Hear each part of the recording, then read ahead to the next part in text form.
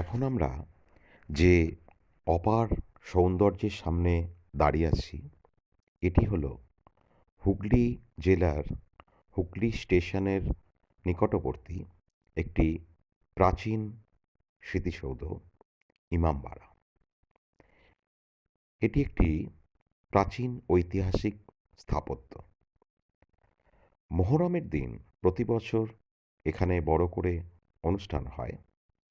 আর সামনে যে নীল জলরাশি আপনাকে হাতছানি দিচ্ছে, তা হলো আমাদের সবার প্রিয় গঙ্গা নদী।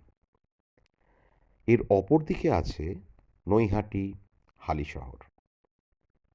আমরা এই মুহূর্তে ইমামবাড়ার সুউচ্চ যে টাওয়ার রয়েছে তার উপরে দাঁড়িয়ে এখান থেকে আমাদের হুগলি জেলার চারপাশের সৌন্দর্য উপভোগ করছি।